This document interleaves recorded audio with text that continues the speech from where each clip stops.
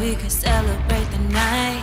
Hush, my babies, don't you cry. Don't look like me, but I'm here inside. Sit and burn the candle on both ends every night. Falling down and getting up, learning a new life. Life of a survivor, facing new desires. Won't sit down, gotta ignite us. Holding on, yes, I've had enough, but I'm not giving up. On my darkest days, the love will hold me up. I will survive, and I choose hope. I've come this far, I wanna see what's next. I'm not letting go. If I don't wake up tomorrow, I got no regrets, so I choose hope. Count the blessings till my very last breath. Hello, everyone. Welcome to Reignite Your Purpose Conversations with Munira. I am Munira Premji, and I welcome you to the second of a 6-part series on self-improvement. Last week, we covered the topic of self-awareness. We talked about internal self-awareness and external self-awareness. And you each had a chance to work through your values, and you got exposed to a tool called the Johari window.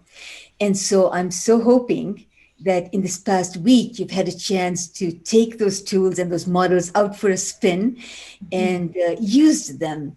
I know it takes a lot of courage. It takes a lot of bravery to try something new. And you know that you are worth it.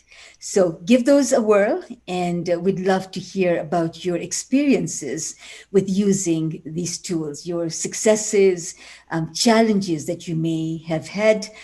We'd love to hear from you. So today's session is all about perception. What is perception?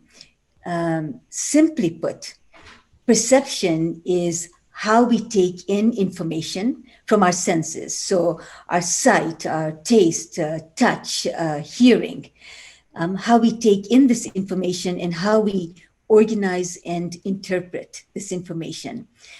It's a way for us to navigate the world around us. And this process actually helps us function every day, day by day, day to day, moment by moment. But there is so much more to perception. According to research, what we know is that the human body sends 11 million bits of information per second to the brain for processing. And the conscious mind can only process about 50 bits of information per second. So our brain cannot take it all in. So what does the brain do? It selects the data it wants to take in. It then organizes it, and then it creates interpretation. It is this selection, organizing, and interpretation that forms our perception. And what makes things really interesting about perception is that each one of us, each one of you, perceives things differently from each other. So you and a friend can experience the same event or situation at the same time, say watching a movie together. And both of you could come away from watching that movie with completely different memories and experiences. I mean, you could say, that was the worst movie I ever saw. And I could say, that was like the best movie in a long time, right? And I have to tell you that the older I've gotten, the more I've come to realize that the way we perceive things has a direct effect on our thoughts, on our actions, on our behaviors. In fact, I would say on the quality of our life. But before we delve deeper into this topic, I want to introduce to you my friend Leila Remtula, who is the guest speaker for the session today. Leila is an educator and management consultant with 25 years experience. She is an instructor at Simon Fraser University and BCIT, where she teaches organizational behavior, leadership and instructor development. She is also a consultant and works with public and private sector organizations to help them develop competency in leadership and soft skills. Leila is the author of Reignite the Passion in Your Work and Your Life. And I've had a chance to read Leila's book, and it very much reads like she speaks. Leila is an advocate for people with intellectual disabilities, and she volunteers as a curriculum designer and facilitator for programs delivered within the Ismaili community in Canada and the US. And in 2018, I was just so thrilled that Leila was honored with the YWCA Woman of Distinction Award in the area of education, training, and development. I met Leila for the very first time, I think it was in 2017, when we both worked on a project with a really talented team of people to create volunteer training for the Diamond Jubilee for Canada. And, it started as a professional relationship, and very quickly it became a relationship of trust and of friendship. And I admire Leila so very much, not only because of her competence in this area of leadership and organizational development, but it is who she is and who she chooses to be and what she brings into the world. And I just know that the world is a better place for having Leila in it. So welcome, my friend, Leila. Thank you. Thank you. You're so kind and generous. And I think that's why I keep coming back. I always feel so good after your introduction. So thank you, all of you, for joining us again and for letting us be on this journey with you. This has been such an exciting process to work on putting these sessions together. And I think today's topic was particularly important as a follow-up for what we started with last week. And so I'm so excited to look at perceptions. When you were talking, Munira, I was thinking about that phrase, perception is reality. And so for us, it's what we believe to be true. It's our stories. And it's really important for us to start to think about that, because that is then how the world shows up for us. How we take in the world is really our experience. And that ultimately then starts to impact how we're interacting with the world, because we can't help but organize and interpret and think about, okay, so what's going on here? And now how am I going to react with the world? So if we're thinking about the way we're going to show up and live that best life, and hopefully with your homework, live those values, we've got to figure out what stories we're telling ourselves, what stories we might be using to interpret the world, and whether or not that's accurate or not. And if there's not, what is it that we want to do about it? So I'm really excited about our next hour together in exploring this. Thank you. And what you provided right now, Leila, was a wonderful summary of everything that we will be covering today. So yes, welcome everybody. And we ask that you bring your curiosity, your engagement, and your participation in today's workshop. And so I thought we would start by doing something a bit different today. I'm going to share a couple of graphics with you, and I would love for you to let us know through the chat function what it is that you see. All right, so let's give it a few seconds, and we'd love to get your feedback on the chat. What is it that you see when you see this picture? What do you see, Leila? So I've seen this before. Yes. But interestingly enough, I saw exactly what I saw the first time I saw this, and that is a young woman. She's looking away from us, and so you see her jaw, you can see the sort of tip of her nose and her eyelashes, and she's wearing a choker and kind of a big headdress, and there's a feather coming out of the top. So yeah, that's what I see, a young woman. let's talk about this a little bit more. What do you think her name might be, Leila? No. Well, I think she's from France. I think she lives in Paris and she's a dancer. I think her name's Suzette. Did you say Gisette? Giselle? Suzette. Suzette. Suzette. Okay. Huh. Well, I don't see Suzette. What do you see? I see a really old woman, Mm. perhaps in her 80s. And I get the sense that she's very sad. Mm. And I almost want to go over to give her a hug and to ask her if everything's okay.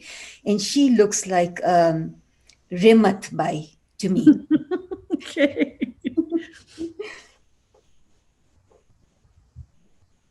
So based on what I'm seeing, it seems like some people can see what you see, Leila, and some can see what I see. And so, as you have probably gathered, that one picture really consists of two pictures. So we're going to keep it up for a couple more seconds so that hopefully you can see both. Yes. And so I think if you help by looking at the image, the mouth, what I thought was the choker, you're actually seeing as the old mouth. mouth. And what I saw was the jawline was the old woman's nose. So imagine that curve is a nose. And the old woman's got a shawl around, and what was a feather for Suzette, for Ramithbai was her hair out of place. You know, Exactly. she's got that one gray hair that just doesn't want to cooperate. But I did want to bring another point here, and it's something you already alluded to, and that is the first time I saw this picture was probably 30 years ago, and I saw Remat Bai first. Okay. And it is incredible to me that every time I show this picture when I'm facilitating workshops, etc., I always see Remat Bai first, and I have to really shift perspective to see your young gal. And so I wanted to bring that up because I think that's really critical. And what that tells me is that as human beings, we have very much something called the lock and load. First impressions matter. And first impressions stay a long time. And, it takes effort to shift that first impression. That's so interesting because, again, when you talk about the fact that we're taking in millions of pieces of information of the many more millions of pieces that are available to us, what are we attending to? And so it isn't, because we're doing this in just a couple of seconds, we have probably patterns that we're naturally doing. And I didn't think about that. I'd seen this picture before, and what did I see first? But maybe those patterns are there without us actually analyzing. And it wasn't until we took in more information that we wouldn't have paid attention to, or we used a framework from someone else that let us look at things. And it reminds me of the quote from Wayne Dyer, where he says, when you change the way you look at things, the things you look at change. And so we really did get to that place where we were able to see the same thing with a different set of eyes almost. Yeah. And sometimes what that takes is a collaboration and asking the other person, this is what I see. What is it that you see? It could be as simple as that. Okay, this is kind of fun. Let me do another one. Okay. All right. We're going to keep this for a few seconds and ask everybody who's participating today, what is it that you see?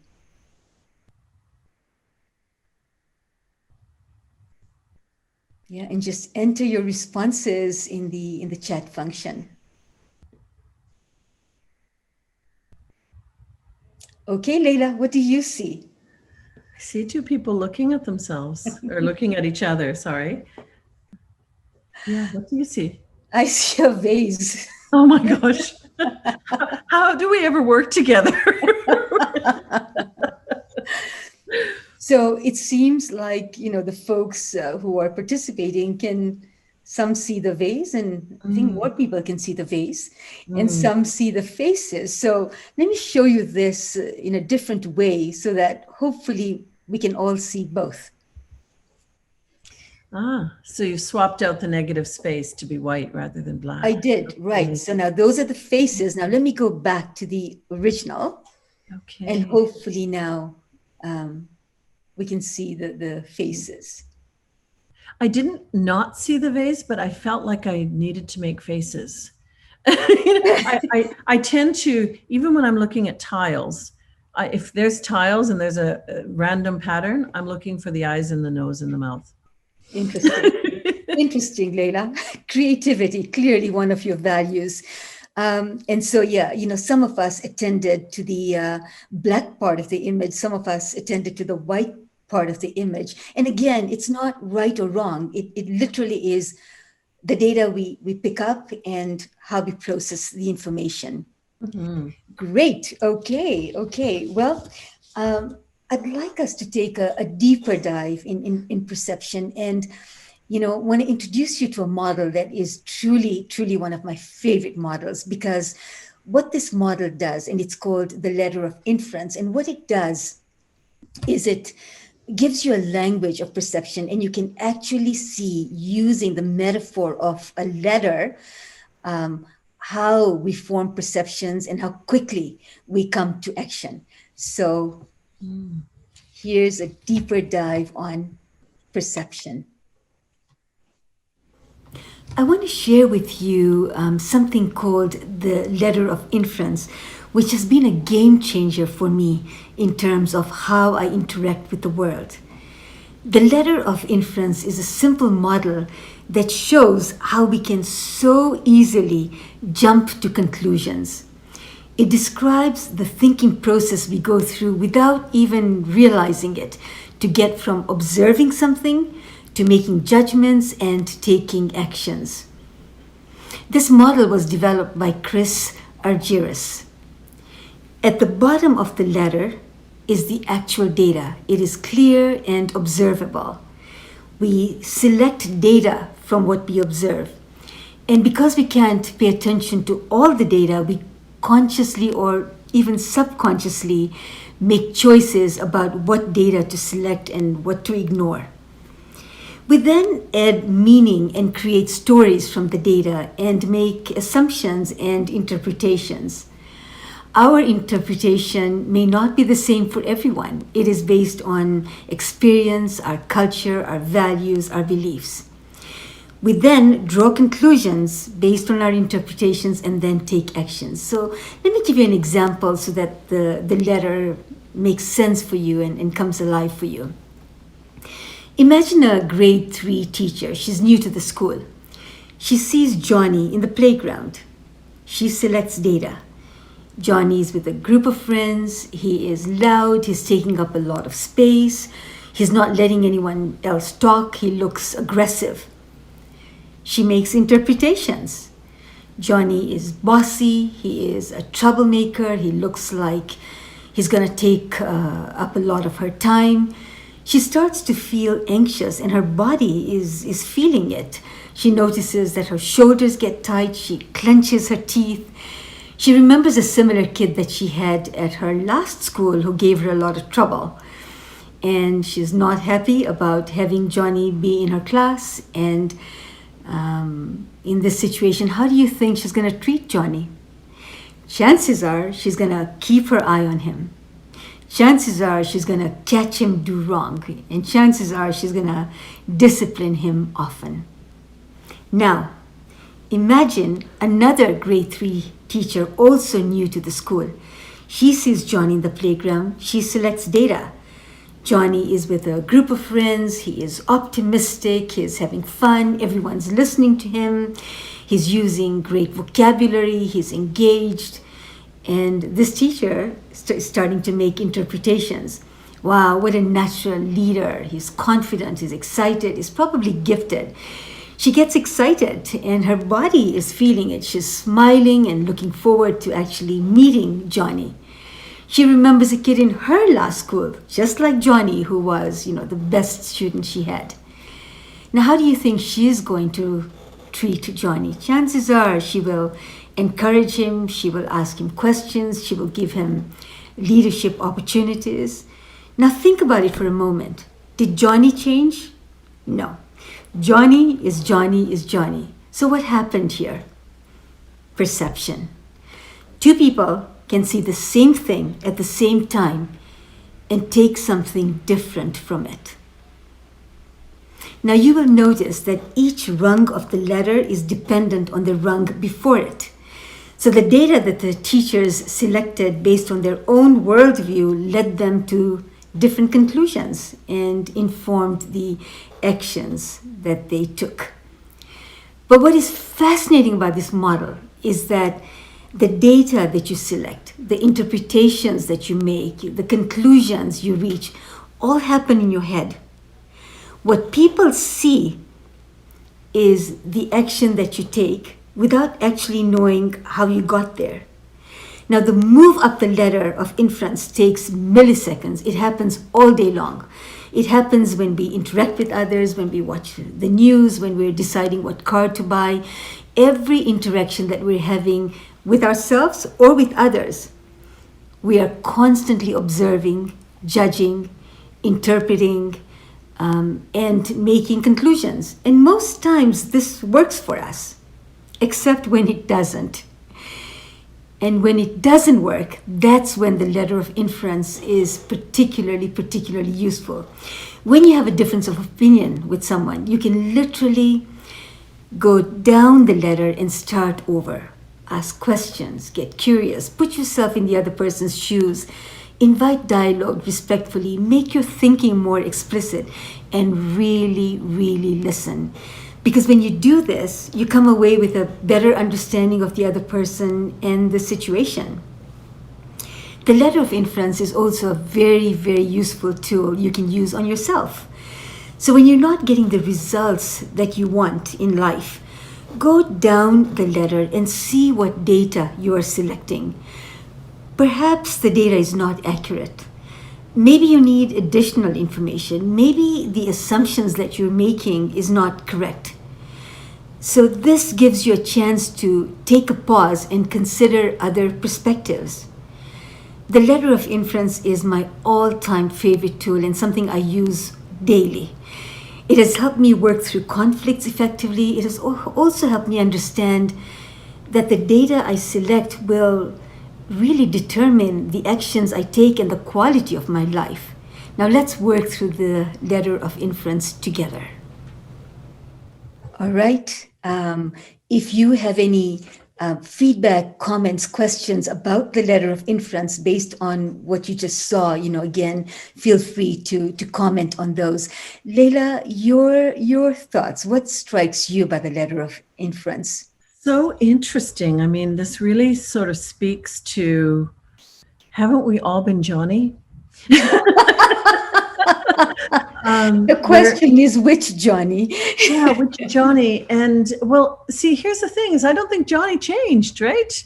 You remarked on that, and yet we know there's been people in our life who've seen us as the sort of good Johnny and the less good Johnny, and how have they interacted with us, and what impact has that had on us?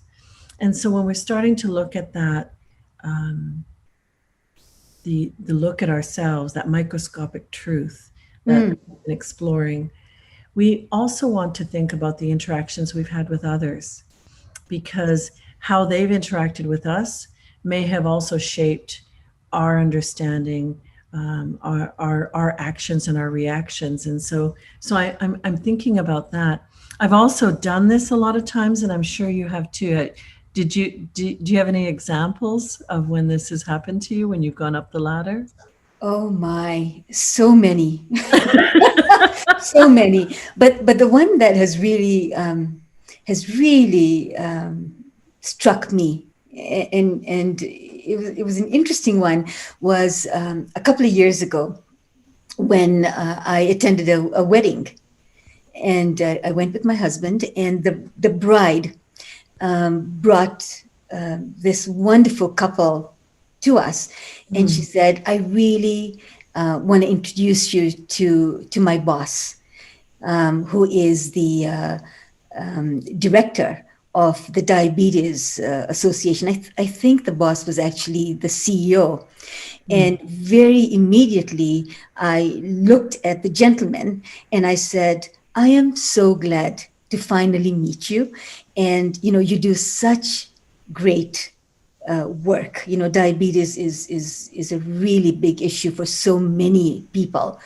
And as I'm speaking with him, I notice that the bride is feeling a little bit mortified.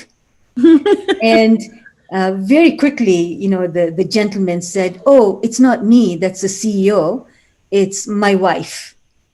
And I swear, I just felt like I just wanted to crawl into a hole, and that has really struck me. And it has also informed the way that I interact with people I don't know. I don't make those assumptions, or I don't make them all the time.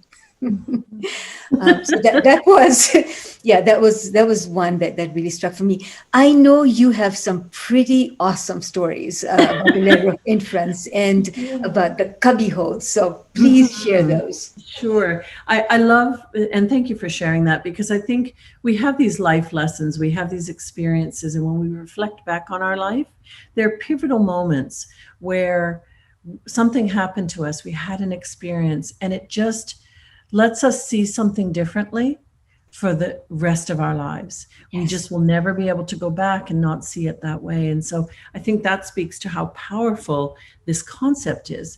When I talk about this in my classes, I talk about the fact that the organization piece that you were talking about earlier, in terms of we take in all of this information that is just a subset of the information that is available to us. When we take that information in, even though it's a much smaller amount, we still have to store it some way. And our brains kind of create these cubby holes that information is going to be put in. And so when we start to think about that, we put it in there because we might need to retrieve it. So right. This happened when you're new in a job, you say, okay, this is the person I'm going to work with. I need to remember their name. Okay, let me put all the names of the people that I work with into the work cubby hole. And we have a recipe cubby hole. And yes, this is the recipe I need to have. And I now know I can, draw back from it. And if it was a good recipe, you draw from it often. If it was a bad recipe, in goes the information that this isn't a great recipe. Yes, I resonate.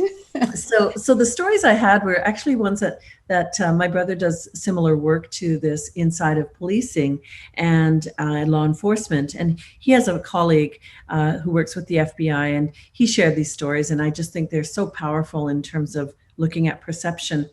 So Bob talks about the fact that he carries a firearm. That's part of his job.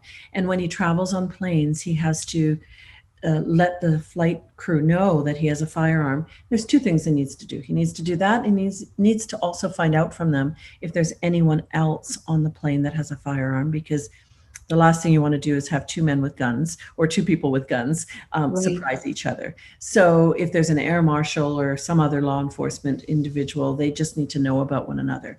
So he usually discreetly tells the flight crew, and he says, when you get a moment, if you could just let me know if there's anybody else. I do have a firearm, just want to let you know. So he's sitting down and he's settling in, and he's opened up his briefcase, and he's sitting next to this older woman. His briefcase opens up, and he's got a picture of his family, his wife, his children. And she looks over and can't help but look at this lovely family. So she goes, oh my goodness, what a beautiful family. Are those your children? And he said, yes, I travel a lot for my work. And I just always want to be able to remember who's waiting for me at home and why I do what I do, because they're the reasons I wake up in the morning. So it's just a really beautiful, sort of reflection.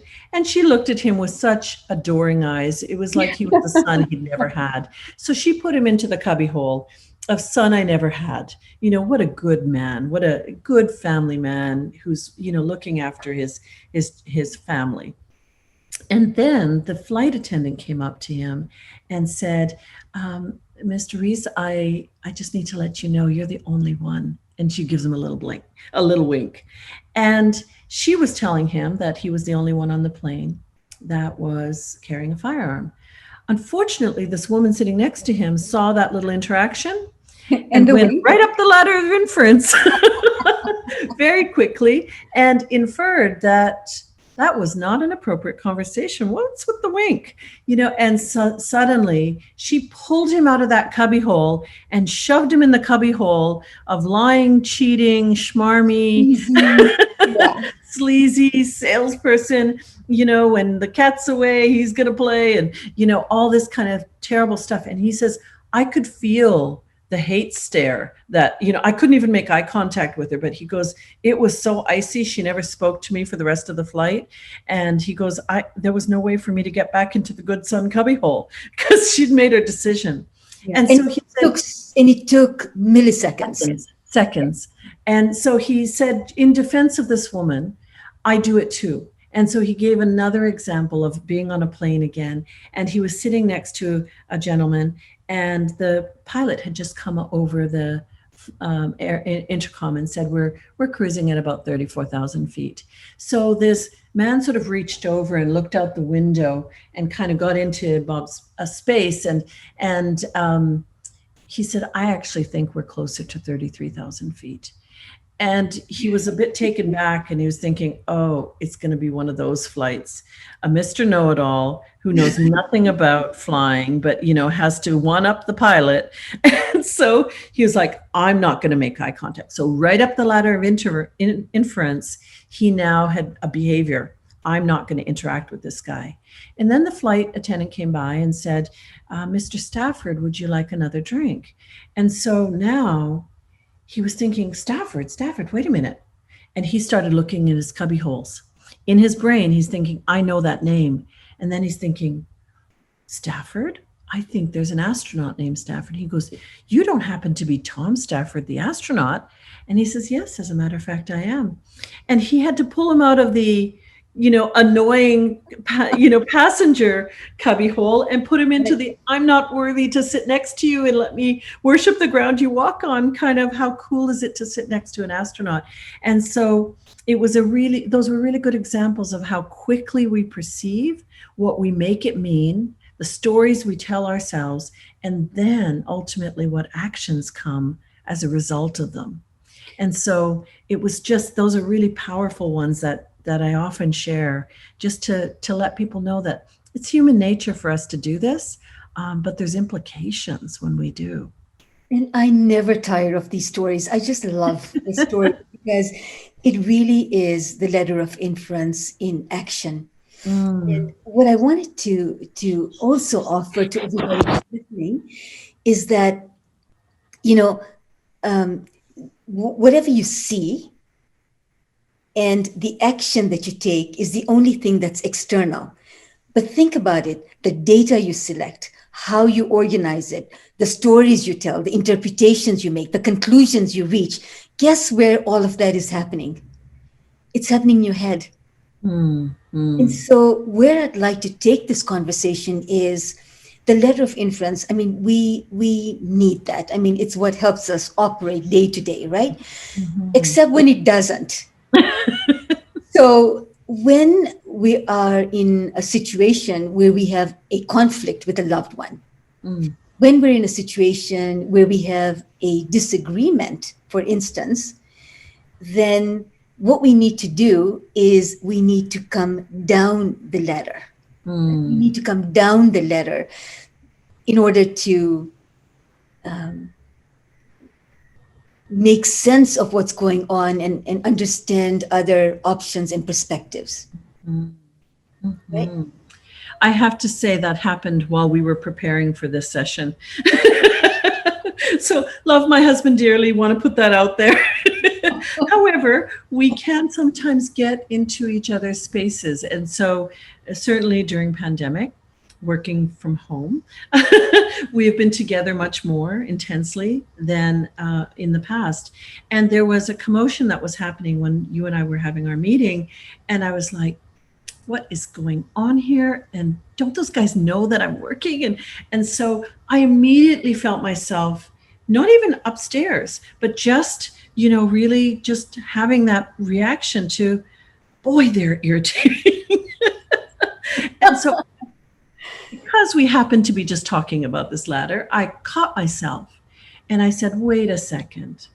I don't know what's happening up there. And have I just made a story about this being an interruption? Yeah, like what assumptions are you making? I had to pull myself down. And as I went to go investigate, I was gathering some more data. So I was asking some questions and I was like, hey, what's going on over here? However, we have patterns. And when I interrupt my work and I step out and I start asking questions, that is also someone else's perception. So when I asked my husband what was going on, he perceived that he'd interrupted me and that he was like, I didn't interrupt you, and all this kind of stuff. And he went up the ladder. And at that point, we couldn't have a conversation because, neither of us really wanted to speak. But the interesting thing is, a few minutes later, he came back in and he said, sorry, I overreacted. And I said, it's okay. I was actually just asking some questions because I didn't understand what was happening upstairs. But we just happened to be doing this ladder of inference. And I realized when I was walking up the stairs, I might have made some assumptions. And so that's the reason I was asking questions, was I needed to actually gather more data because I didn't have enough. And my mom had a saying. She says, sometimes when people give you 2 and 2, you make 22. And that's the ladder of inference. And so I said, I wanted to just gather more data, but I said, I understand that the way you interpret it, you made me, or you heard me accusing you of something. And so I explained the ladder to him, which actually solidified the ladder to me so clearly. And it reminded me of something I share with my students, and that is, if you ever want to really understand something, explain it to someone else. Because in that moment, we actually both came down the ladder. We were able to share information and then move on from it. And so it didn't ruin our day. It didn't ruin that moment. It just was give us an opportunity to say, this perceptual error happened. We became aware of it and we understood. And this is the Johari window in action. So for those of you who were there last week and you got to see the Johari window, this is how we open the Johari window, through feedback and disclosure. This is what I saw. This is what was going on for me, talking about that inference. And so this tool is a really powerful add-on tool to your toolkit in understanding yourself, but also understanding how you're interacting and showing up in the world. Such a nice tie-in. That's brilliant. Thank you for doing that. And thank you for sharing these stories. We promised that when we would do these sessions, that we would be vulnerable because, we are like you and we have our own flaws and our own gifts. And we just wanted to be real with you so that you could understand that this happens all the time. And the idea is that we are works in progress. And the idea is to catch ourselves in these kinds of situations. So I wanted to say that I use the letter of inference extensively. I mean, I use this every day. It is certainly a language in our family. So whenever there is any disagreement, or not even disagreement, but there may be a task to accomplish, we may have different approaches on how to get that task done, right? And I may have a very strong view, and a family member may have an equally strong view. In those cases, we go down the ladder and say, okay, let's go down and let's really think about this. What is the data you're selecting? What's fascinating is that we may not necessarily agree at the end of it. Sometimes we do. Sometimes it's like, oh, I get why this is so important to you, and I hadn't thought about it this way. And yes, let's definitely do it your way. But what it does is it increases understanding. And I use this very much in corporate world, and I use this in my coaching practice. Whenever I hear a client who's having trouble with their boss, for instance, I share the letter with them and I'll say, tell me about the data you're selecting. And is this the correct data? And so this is a model that you can use in every aspect of your life.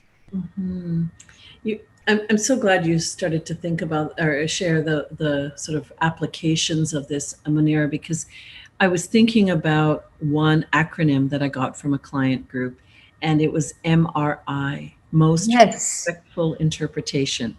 And MRI is one of the ways that metaphorically we hit the pause button, or we stop on the ladder and we say, okay, I feel myself going up. I feel myself taking this few bits of information and starting to make it mean something. Let me just take a moment, take a pause, step away and be a bit more objective. Is this really happening in this negative interpretation, or might there be another version of this? And so what it does is it allows us to try to have more accuracy to our interpretation of what's going on around us. And the example that came up for me was when my children were younger, we often tried to multitask and get things done. I was teaching in the evenings, and there was one day where I'd pick them up from childcare and there was going to be no time to make dinner. So I had to do what every mom knows that you need to do sometimes, and that was pick up dinner at a drive-through. So I'm in this packed drive-through, and the kids are, they've had a bit of a tough day. They're not in great moods. I'm already thinking about the fact that I have to get to work once I drop the kids home. And the car behind me honks. Now, if you've ever been in a drive-through, sort of a lane, that there's nowhere to go until the car in front of you moves. And I'm pretty sure that the car behind me can see the car in front of me. So I'm thinking, what are you honking about? Now, by the grace of God, I didn't have the language of MRI, but I looked in my rearview mirror and I saw a mom, and she's got a tiny little baby, and she's trying to change a diaper on her steering wheel.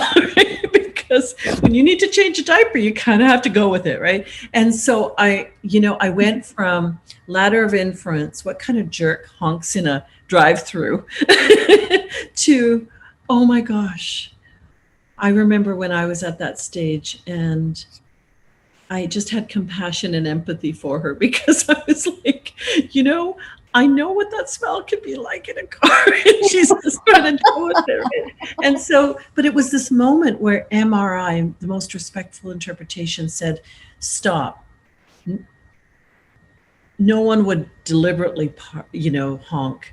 And so, 99% of the world doesn't wake up in the morning to try to make each other's lives difficult. We're just living our lives. And what we have to do is we have to remember that we're making stories. And so we have to be, just like we called Suzette and Remitbai. I mean, we made up those stories. And they were very compelling stories, but they had no accuracy. They were just based on what we made up in our head.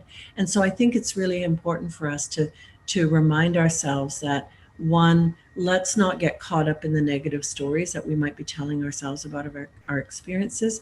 And then also, when we're interacting with the world, to hit that pause button, because I think it does impact you ultimately in the way that you show up as well. I remember a friend of mine shared a story with me, and she was listening to a keynote speaker, and he talked about the fact that he and his community had gone through a very difficult time. And he says, there's 3 ways I could choose to be. I could choose to be a victim because we lived a horrible past and it was hard, and I could do that. But I realized that if I live as a victim, I lose my power and my past defines me. And then he said, I had a choice to be a survivor. And my survivorship allowed me to say, okay, well, I made it through. But he said, I still felt like my past was defining me. And so he says, I choose now today to live as a thriver. And so what he did was he did that Wayne Dyer piece where he changed the way he looked at things. He isn't at all, or he wasn't at all wanting to lose his past. I think our past is our past, but that's where it belongs. And so we understand it. We look at that microscopic truth, and then we say, we've already done our values work. We know what's important. Let's thrive in our values rather than live in some of those places where our values were astray. And I just thought that was a powerful application of this exercise to do what we've asked you all to do, and that is look at yourself and think about how you can reignite and be the best version of you. You have the answers of what that is. And what's amazing is that each of you has your unique gifts. we want to get all of the stuff that gets in the way of you showing those gifts to yourself and to others. And some of that will be removing some of the stories that aren't really useful. Wow, there's so much great stuff that came out of this piece, and I don't even know what pieces to take from there. But one is a quote by Stephen Covey, which is one of my favorites, which is, "We do not see things as they are; we see things as we are." So when we shift who we are, we see the world differently. Mm. Which really tied into the victim, survivor, thriver piece. The other piece, and this was a little bit emotional for me, but as I was listening to you, Leila, I was thinking that pre-cancer, so 8 years ago, I was a very different person. And, I didn't have a lot of patience or compassion for individuals who were not as fast as me, or who couldn't think as quickly as me, and who needed time. And it's unfortunate, but that's, now upon reflection, I'm seeing that. But in 8 years, I've been through a huge roller coaster with 3 cancers. And yes, I've had to use a wheelchair. And yes, I've had chemo brain, and oftentimes I'd go to an elevator and I'd forget how that works, or I would need help to climb the stairs. And I think what it did is it shifted my perception so significantly, that I think I became a lot more compassionate, because I put myself in the shoes of individuals who were struggling. And because I had been through those struggles, I could literally firsthand, relate. And I think we live in this kind of world today, right? We live in this world where everything is instant. You want to know what something is, you just ask Siri, right? It's just in this instant world. And so in the past, when people wouldn't respond immediately to what I was asking or to a request, I would go up my ladder right away, and it was not a good place to be in those circumstances. Now I take that pause that you talked about. And I think there's something to be said about it. So yeah, thank you. There was so much there that I was trying to pull threads from what you were saying to make this a more robust conversation. And I'm really hoping that every one of you who's listening to us is finding your own stories and finding your own application, and seeing examples of where you may have gone up the ladder, where you've needed to come down the ladder, and how you may have changed your life based on experiences.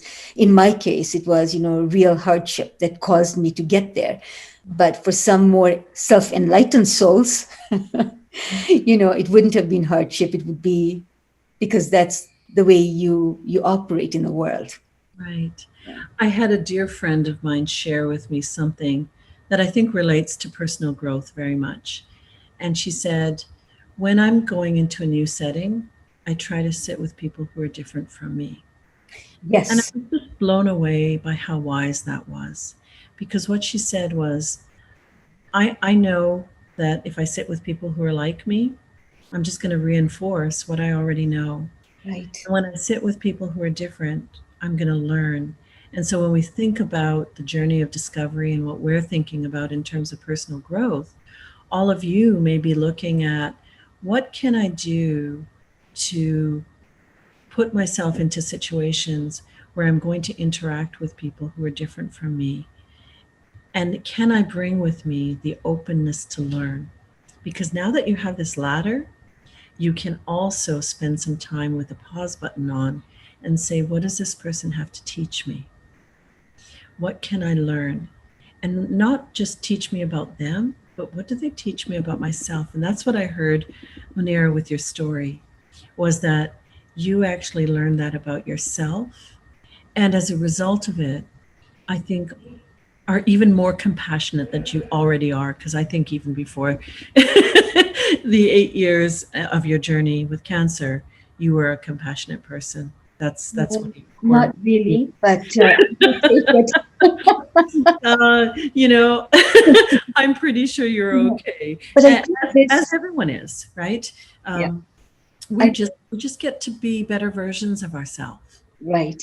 This takes us actually to a really nice segue to the next component that I think would be great to share with you. You know, we are so about giving you models and strategies, having conversations, you know, and inviting you into our world, you know, as we do this, so that we learn from each other and we grow and we become better. So Yes. the next piece is, so hopefully by now you've figured out, you know, what perception is and why it is so important and how we perceive things really has an impact on the quality of our life, right? And you've heard some fabulous examples. Love those airplane examples of how we go up our ladder and how when things are not going well, we need to come down our ladder, right? Now what we want to do is we want to add another layer and give you some questions that you may want to ask when you find that you want other perspectives. So are there questions that you ask, Leila, Yeah. when you're kind of stuck? So again, just to kind of tie in last week's material, we gave you the Johari window. And the Johari window, if you remember, was about feedback and disclosure. So when we're starting to want to learn more about ourselves and maybe about others, we can start to ask some questions. So really, this is the Johari window in action. We might do MRI, most respectful interpretation, for objectivity. And so the question might be, what's the objective view of this? If I were to take a step back and look at it from a bird's eye view, would I look at it differently?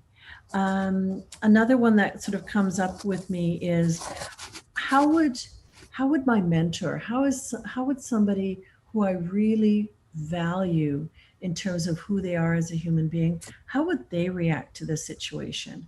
And so what I try to do is I try to learn from others. And there's so many people in my life that I'm blessed with. My family, my friends, my children. My children are such powerful teachers.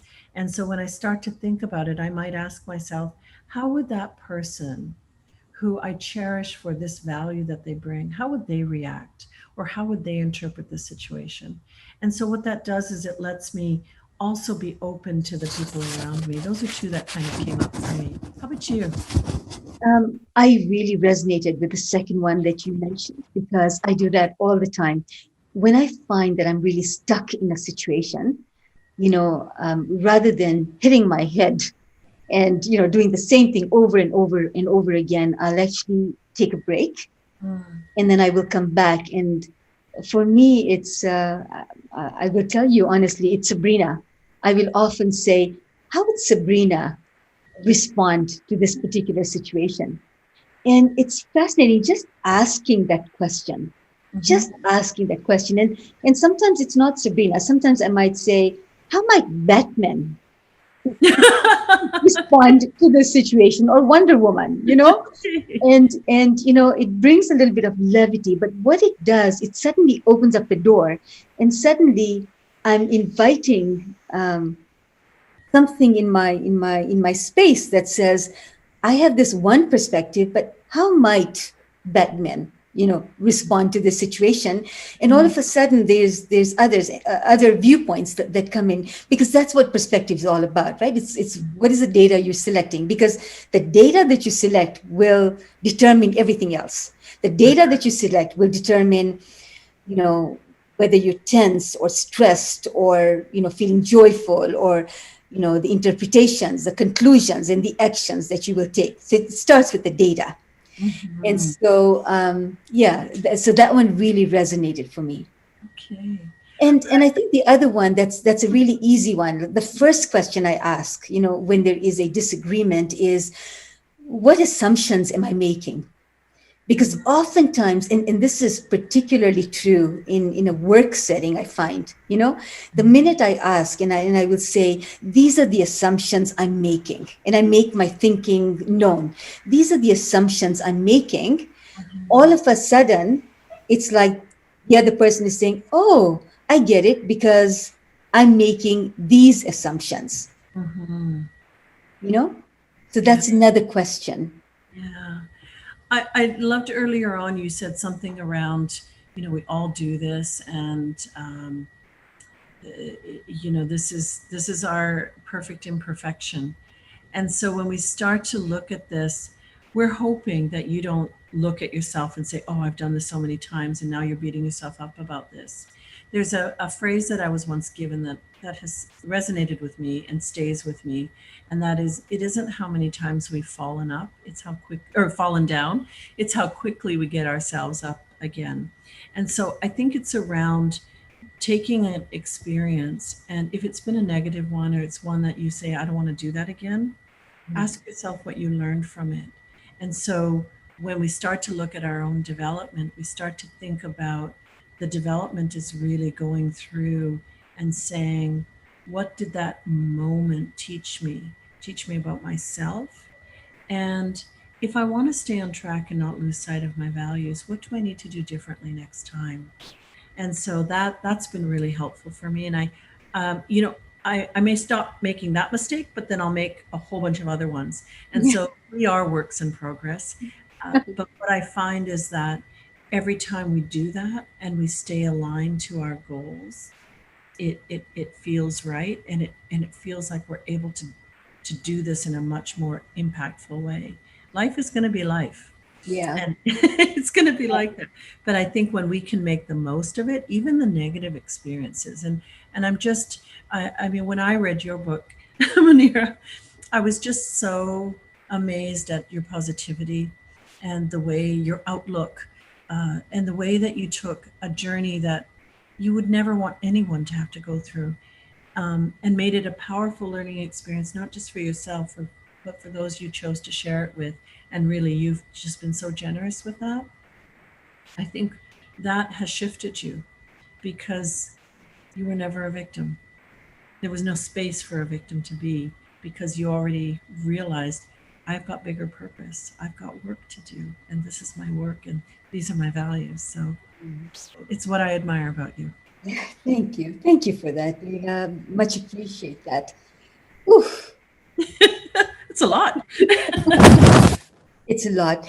But my hope is that the letter of inference will give you some language, because I got to tell you, once you see it and once you practice it and once you keep using it, you will find that this is probably a tool that you will use in so regularly. And so maybe this is a good time to talk about the 315, Leila. Yay. Okay. So hopefully you had a chance to do your homework. For those of you who are joining us for each week we will give you a little homework piece, not because we're mean, but because we're so committed to your journey.